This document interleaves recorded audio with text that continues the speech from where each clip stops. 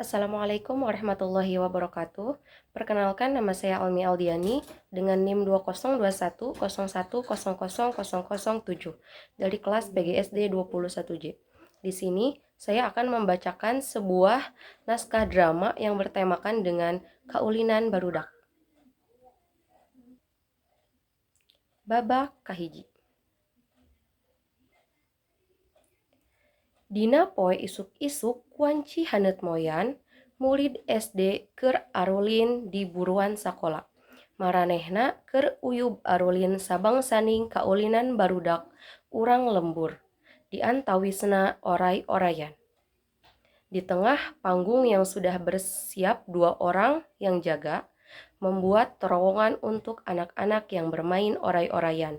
Di antaranya ada Asti, Wulan, Nabila, Yeni, Wiwik, Lisna, Mardatila, Reisha, dan Intan. Kaulinan dimulai.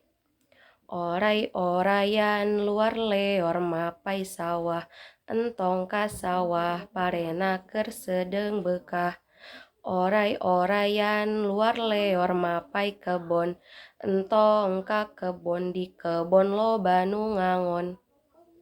Mending ka leuwi di leuwi loba nu mandi, saha anu mandina di panderi. Oray-orayan oray naon oray bungka, bungka naon bungka laut, laut naon laut dipa, dipa naon dipanderi ri blos. Oray-orayan luar leor ka sawah, entong ka sawah parena keur sedeng bekah. Oray-orayan luar leor mapai kebon, entong ka kebon di kebon loba nu ngangon. Mending ka leuwi di leuwi loba nu mandi, saha anu mandina di panderi.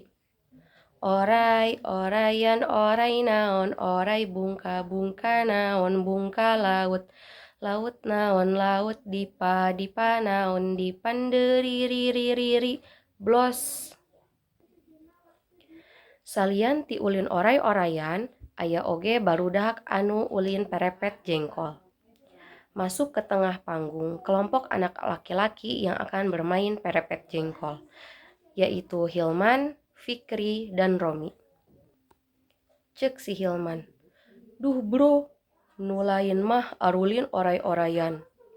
Cek si Fikri, "Hahai guys, heueuh meuni resep, daek da urang jadi oray diantepkeun ku si eta, nunjuk ka awewe nu keur jaga nu ulin oray-orayan." Hilman jeung Romi, "Kahayang maneh eta mah, geus bager sakitu kelas 2 SD ge." Cek si Fikri, "Keun bae atuh da urang mah normal, ti baheula ge urang mah geus neundeun hate ka si eta, bari ngicepkeun ka awewe nu ditunjukna." Cek si Romi, "Keke, rumasa urang siswa baru ti Jampang acan pada wauh, naha maneh nyebut ka si ieu nunjuk ka lalaki?" 2. Bro, jeung maneh nyebut si ieu. Guys, emang saha ngaran manehna teh? Uing can pada karenal, kenalan dong." Cek si Hilman, heueuh si ieu mah murid baru. Yeuh, nepangkeun ngaran kuring Ibro. Orang-orang sering menyebut ane bro. Cek si Fikri, mun urang ngaran teh Gaistam, orang-orang sering menyebut ane guys. Cek si Romi, "Duh, meuni aralus ngaran teh." Cek si Hilman, "Kolot urang mah mere ngaran teh teu sabrong-brong, geus maca ka mangsa nu bakal datang. Buktina ngaran urang jeung si guys jadi trending topik ayeuna, sok disebut dina YouTube." Cek si Fikri, "Dina YouTube sok disesebut kieu mun papanggih teh." Yang hareup ka budak lalaki hiji, "Hai guys, apa kabar?" Cek si Hilman. Yang hareupan ka si Ibro, "Baik bro, kumaha cager?" Cek si Romi, Eta ngaran teu tibalik. Hilman jeung si Fikri. Heueuh, cek si Fikri. Ade ngaran maneh saha? Murid baru, cek si Romi. Urang pindahan ti Jampang, ngaran kuring Budi Setiawan, dan orang-orang sering menyebut saya Buset. Cek si Hilman jeung si Fikri. Buset dah. Cek si Romi. Geus tong loba banyol, kusabab urang mah pindahan ti Jampang, kasebutna asal kota metropolitan anu aya di Sukabumi teh. Hayang nyaho kumaha ari kaulinan perepet jengkol teh? Lalu mereka bermain perepet jengkol. Nu kieu laguna. Perepet jengkol jajahean, kadempet kohkol jejeretean. Begitu seterusnya sampai ada anak yang jatuh. Setelah itu, di pojok kanan, belakang disusul dengan kelompok anak-anak yang menyajikan permainan caca burange. Terdapat anak yang bernama Rahma, Tasya, Nuraini, Rosita, Revinda, dan Yudik. Nu laguna sapertos kieu. Caca burane tali gobang, gobang pancarane anak gajah babayune, jinggojing lewok lewok, jinggojing lewok lewok. Nah, setelah itu di pojok kiri belakang disusul dengan kelompok anak yang menyajikan permainan endog-endogan. Terdapat Arah, Restu, Yeni, Nabila, Ulan, Raisya, dan Asti. Sapertos kieu laguna. Endog-endogan pepes hiji, pepes kabeh. Prek, endog-endogan pepes hiji, pepes kabeh. Prek, goleang mata sapi molotot. Setelah itu, di pojok kanan depan disusul dengan kelompok anak yang menyajikan permainan paciwit-ciwit lutung. Terdapat Tasya, Lisna, Wiwik, Rahma, dan Ribka. Sapertos kieu laguna. Paciwit-ciwit lutung, si lutung pindah ka luhur. Paciwit-ciwit lutung, si lutung pindah ka luhur. Sapertos kitu saterusna. Setelah itu, di pojok kanan depan disusul dengan kelompok anak yang menyajikan permainan paci cici poci. Terdapat Hilman, Romi, dan Fikri. Sapertos kieu laguna. Paci cici ciputri sarelek tembang calempung, ali-ali pamadatan goreng adat ti guru bas. Kalau mau kembang apa? Kembang pacar. Manona hayang kembang pacar, kabogohna tukang nyacar. Teu lila ti eta, datang bapa ibu guru bari lempang rusuhna kaburuan, cicing di tengah panggung. Ceuk Ai Hanif. Heup, barudak, ka dieu ngarumpul. Ceuk barudak. Muhun bu guru, mangga bu. Akhirnya, mereka membuat lingkaran sambil duduk, dan guru berada di posisi di tengah. Ceuk Ai Hani. Hidup nuju naraon, menika tinggal gumbira, pasemon pikaresepeun. Ceuk si Repinda. Abdi sadayana nuju ameng bu. Ceuk si Ai. Uli naon atuh meni pikaresepeun. Ceuk si Yeni. Ameng kaulinan barudak Sunda ibu, resep pisan. Ceuk bu guru Ai. Cik, ibu hoyong uninga, kaulinan naon wae bageur. Ceuk si Wulan. Abdi ameng oray-orayan bu. Ceuk si Hilman. Abdi ameng perepet jengkol bu. Ceuk si Asti. Abdi ameng caca buranga bu. Ceuk si Raisa. Abdi ameng kaulinan endog-endogan bu. Ceuk si Wiwik. Abdi ameng paciwit-ciwit lutung bu. Ceuk si Repinda. Abdi sareng rerencangan ameng kaulinan pacici cici poci ibu guru. Ceuk bu guru Ai. Pinter, sae pisan ibu guru bingah ngupingna. Tah kedah kitu sareng rerencangan mah. Mun ameng kedah sasarengan, sauyunan, sama manis sama pait. Nya. Ceuk barudak. Muhun bu guru. Cek Bu Guru ai. Kabingahan ibu kadua nyaeta hidup sadaya sing horeng ameng kaulinan barudak sanes ameng nyonyo HP atanapi gadget. Tapi karena kaulinan barudak Sunda nu seueur manfaatna. Cek barudak, muhun Bu. Cek Bu Guru ai. Cik barudak, ibu hoyong uninga. Manfaat kaulinan barudak Sunda nuku hidup dipraktekeun naon wae. Cik cik cik, ibu hoyong uninga. Cek si Ara. Kaulinan barudak nu mana Bu? Cek si Wulan. Muhun Bu, soalna seueur nu dipraktekeun ku rerencangan teh. Cek Bu Guru ai. Sadayana nu nembe dipraktekeun ku hidup. Cek Nabila. Muhun ibu, abdi sareng rerencangan ameng kaulinan oray-orayan. Cek Bu Guru ai. Sumuhun. Tah, naon manfaatna nu dipetik ku hidup sabada ulin oray-orayan. Cek Intan. Menurut sejumlah literatur Bu, manfaat yang dipetik bagi anak-anak yang bermain oray-orayan adalah pembiasaan anak terhadap bahasa ibunya. Dalam hal ini bahasa Sunda Bu. Cek si Rahma. Betul Bu, sambil bermain kita teh sebagai anak-anak terbiasa dengan kosakata bahasa Sunda Bu. Cek Bu Guru. Pinter. Ada lagi gak manfaat lainnya? Coba, aya deui teu barudak manfaat ameng kaulinan oray-orayan nu sanesna. Cek si Restu.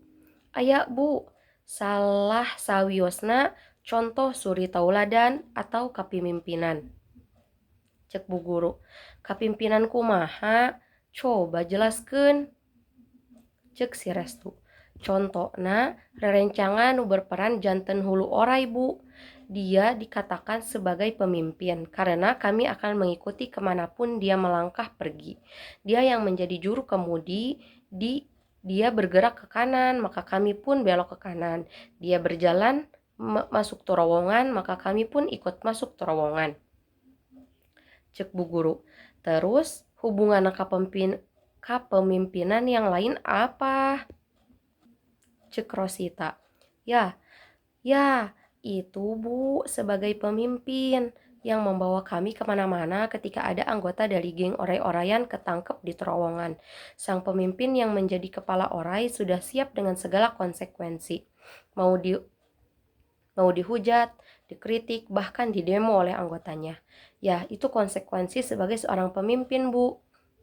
Pendek kata Bu, itu permainan oray-orayan adalah permainan tradisional anak berupa pendidikan sejak dini bagi anak Sunda untuk mengenal dan mendalami jiwa kepemimpinan. Cek Bu Guru.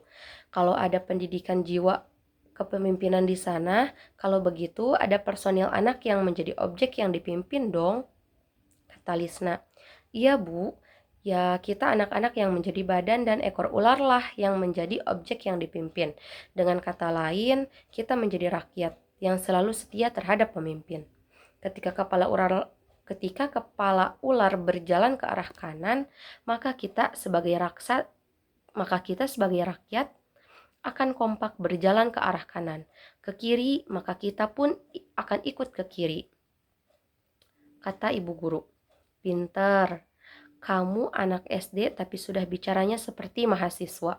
Sini, ibu akan beri nilai kamu 100 pada pelajaran ibu.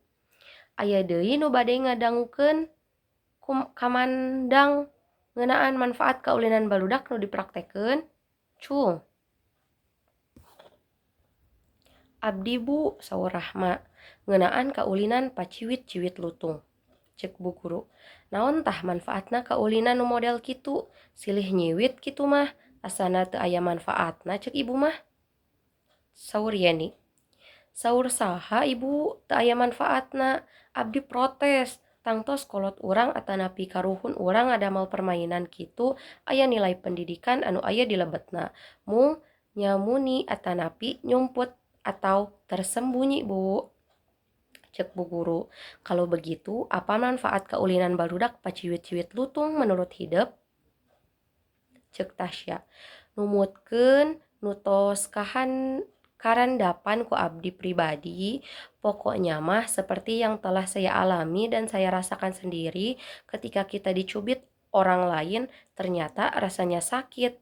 Itu pun pasti dirasakan oleh yang kita cubit. Cek Bu Guru.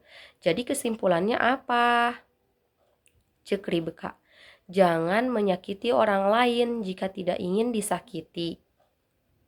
Cek Hilman. Edun, filosofis pisan.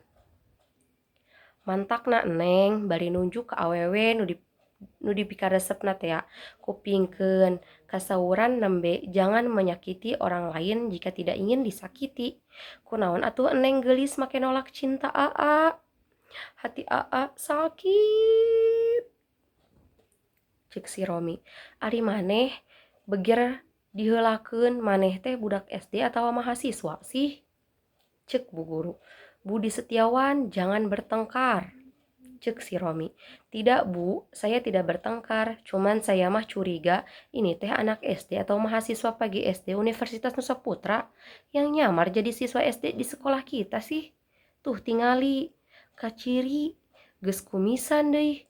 Terus kerjaannya cuma menggoda siswa perempuan di sini. Cek si Hilman.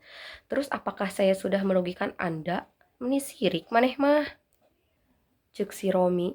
Lain nanaon bro, kuring oge bogoh kasih eta. Ngan kapiheulaan wae ku maneh. Cek Bu Guru. Duh, ada fenomena cinta segitiga di antara siswa ibu.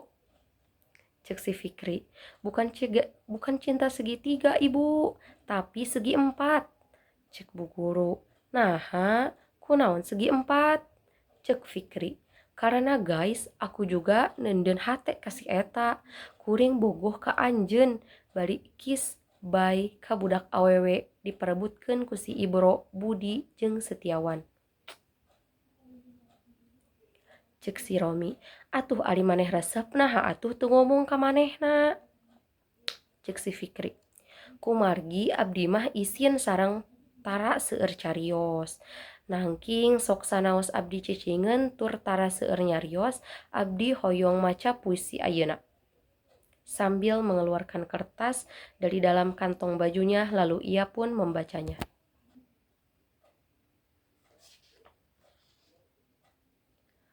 Ketika aku tikudawat dalam kanestapaan ini. Cek si Hilman. Naon meni tikudawat kitu puisi teh? Cek si Fikri. Kumaha urang we? Lalu meneruskan membaca puisi. Hatiku sareksek nenjo aku yang kucel dan tak terurus.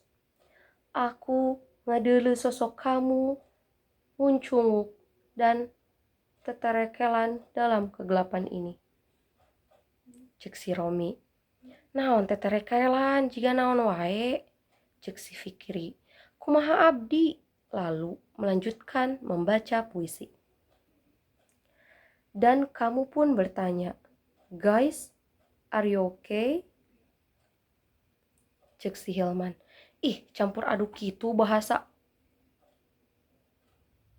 Sedangkan Fikri tidak peduli, lalu melanjutkan puisinya. Sosokmu menemani siang malam sampai dini hari.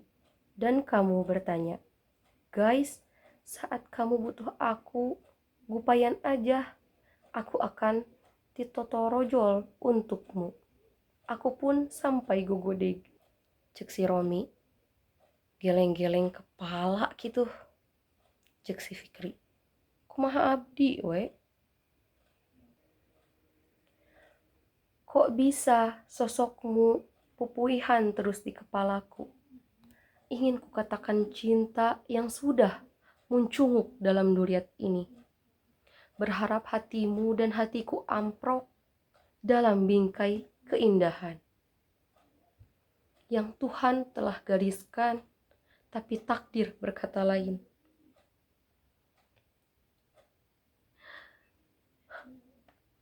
Kamu malah bersama dirinya. Budak nusok nyonyo hayam warna-warni di SD kita. Cek si Romi. Wey, eleh, ku budak nusok nyonyo hayam. Si Fikri tidak peduli dan terus melanjutkan puisinya. Hati gua hancur. Why? Kenapa kamu PHP-in aku? Demi mami, papi, dan tukang kupat tahu di seberang sana. Gue gak mau nenjo wajahmu lagi. Sudah, cukup sudah. Aku tersesat dalam labirin cinta. Aku hanya bisa kukulutus. Kamu dan dia bahagia.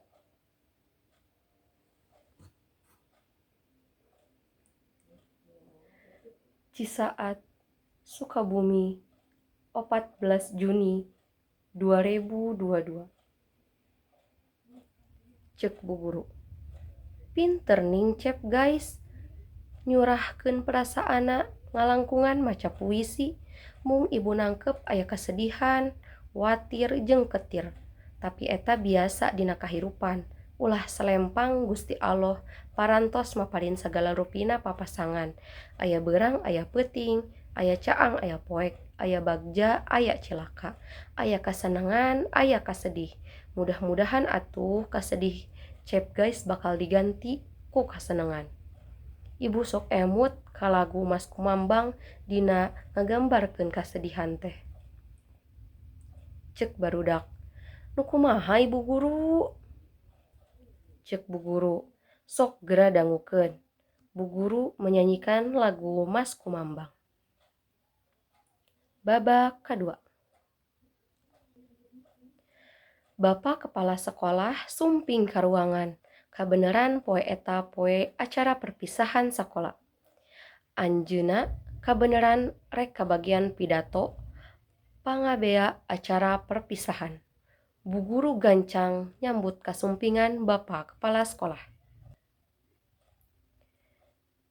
Kepada yang saya hormati Bapak kepala sekolah, dihaturan ke panggung kanggo biantara. Barudak haraprok ningali Bapak kepala sekolah maju ka hareup. Bapak kepala sekolah mulai biantarana. Nu kieu lebatna. Assalamualaikum warahmatullahi wabarakatuh. Puji kalih syukur mangga urang panjatkeun ka Zat Allah anu Maha Ghafur. Sholawat sinareng salam mugia salamina dilimpah curahkeun ka paduka alam junjungan urang sadayana Kanjeng Nabi Muhammad sallallahu alaihi wasallam. Ka para kulawargina, para sahabatna, para tabi'in atba tutba'in. Malah mandar dugi ka urang sadayana sing kalaleberan sapaat timantena. Amin ya Allah ya rabbal alamin. Langkung tipayun simkuring asmana kepala sekolah ngaturkeun nuhun ka panata acara anu parantos masihan waktos ka simkuring kanggo sasanggem dina raraga kanaikan kelas sareng perpisahan murid kelas genep. Simkuring oge ngahaturkeun rebu nuhun laksa keti kabingahan ka Bapak kalih Ibu sepuh-sepuh murang kalih sareng tatamu anu parantos kersa rurumpaheun ka sakola kanggo nyakseni paturai tineungna murang kalih. Hapunten anu kasuhun wireh sakieu kaayaanna seueur pisan kakirangan dina panyambutan Bapak Ibu sadayana. Para hadirin anu kusimkuring dipihormat. Peryogi kadugikeun yen dina taun ayeuna jumlah murid kelas genep teh sadayana aya 100 jalmi. Pameget 50, istri 50. Alhamdulillah sadayana lulus kalawan nilai anu nyugemakeun. Genep tahun kapengker Bapak Ibu nitipkeun murang kalih ka dieu. Tah dina danget ayeuna pisan simkuring nyanggakeun deui murang kalih ka Bapak Ibu. Hapunten bilih salami sakola di dieu putra-putri Bapak Ibu sok digurah geureuh kasentak atanapi kagitik ku guruna. Nu mawi kitu oge bakating kunyaah sareng ngaraos tanggal waler dina ngatik sareng ngadidikna. Sajabi ti eta sahapunten anu kasuhun bilih hareupna Bapak Ibu nyakolakeun palaputra ka dieu teh teu kawaler ku simkuring sapara kanca. Anu aya sareng anu teu tiasa mah insyaallah tos diketrukeun. Mung bilih hasilna anggang ti kapalai sakale deui atas nami guru-guru simkuring neda dihapunten. Salajengna simkuring nyuhunkeun widi bade pepeujeuh heula ka murang kalih. Ujang, Nyai, anaking, Bapak teh ngarasa bungah campur jeung nalangsa. Bungahna hidup geus tamat nungtut ilmu nyuprih pangarti di ieu sakola bari meunang nilai anu pikabungaheun. Ari nalangsana sakedeung deui hidup bakal ninggalkeun ieu sakola. Tapi teu bisa kukumaha cunduk waktu ninggang mangsa. Bapa ibu guru kudu paturai sireng hidup. Ngan samemeh hidup ninggalkeun ieu sakola, bapa arek pepeujeuh heula. Kahiji, bapa titip ka hidup. Teruskeun sakola ka paguron luhur. Sakurang-kurangna sing nepi ka meunang gelar sarjana. Pinuhan diri hidup ku ilmu, panemu jampe pamake. Boh ilmu agama, boh ilmu dari gama. Jeung sing inget, nyiar ilmu mah eueuh tungtungna. Salila ngahareup hap keneh mah urang wajib nyiar ilmu anu mangpaat pikeun hirup di dunia jeung akhirat. Kaduana, jika mana-mana oge sing bisa mihapekeun diri, bisa ngajaga tata titi, duduga parioga. Hidup kudu bisa ngajaga tekad, ucap jeung paripolah ulah nincak kana jalan salah. Sing nyaah ka diri jeung ka indung bapa. Anu katilu, baktikeun diri keur lemah cai katut agama. Ulah loba nungtut tapi kudu loba mere kahadean ka batur. Buktikeun yen hidup teh generasi anu pinunjul. Di mana wae kudu mawa parobahan kana jalan hade. Anu kaopat, Ujang Kasep, Nyai gelis anaking, guru mah eueuh urutna. Bisi isuk pageto papanggih di jalan pasampangan ulah disaha-saha. Bisi bapak ibu guru halilapeun deui ka hidup. Da maklum hidup mah pan maju da gede piheulaan tanya ku hidup. Lain ka guru hidup nu aya di dieu wae, tapi ka guru-guru hidup boh di sakola samemehna, boh di pangajian. Pamungkas ti bapa. Bral hidup geramiang ku bapa jeung ibu guru didoakeun. Hidup salawasna sing aya dina hormat Gusti. Sing aya dina rahmat Gusti. Ginulur rahayu tinekanan sapanaja. Hasil maksud jeung kahontal cita-cita. Sing ilmu saeutik anu ku bapa ibu guru geus dibikeun ka hidup sing mangpaat dunya akhirat. Sing jadi saksi jaga payuneun Gusti yen urang kungsi babarengan nyalaksanakeun sapalih kawajiban ti mantena nyaeta nungtut ilmu. Sateu acan ditutup, simkuring seja nguningakeun ka sepuh-sepuh anu bade ngadaptarkeun palaputrana kanggo taun ajaran enggal, pendaftaranna parantos dibuka. Daftarna tiasa online atanapi langsung sumping bae ka kantor. Sakitu anu tiasa kapihatur, hapunten pilih langkung seueur bahe carek. Mugia Bapa Ibu tiasa ngahampura. Wabillahi taufik wal hidayah. Wassalamualaikum warahmatullahi wabarakatuh. Barudak keprok. Cek si Hilman. Hoi barudak, teu sangka uing lulus sakola dasar. Ayeuna mah urang rekreasi yuk, urang piknik. Cek barudak. Hayu hayu hayu. Cek Nuraini. Abdi mah hoyong ameng ka Purwakarta. Cek Yudik. Abdi mah ka Sukabumi, Palabuhan Ratu. Cek Mardatila. Mending ge ka Tangkuban Parahu terus ka Lembang. Cek Bu Guru. Ieu mah etang-etang nyalurkeun rasa kabungah hayu urang piknik. Hayu barudak urang nyanyi wisata budaya. Guru dan seluruh anak-anak menyanyikan lagu wisata budaya. Mungkin cukup sekian naskah drama yang saya bacakan. Mudah-mudahan bermanfaat dan bisa menjadikan kaulinan barudak tadi sebagai patokan dalam bermain dalam kehidupan sehari-hari. Mungkin cukup sekian. Wabillahi taufiq wal hidayah. Wassalamualaikum warahmatullahi wabarakatuh.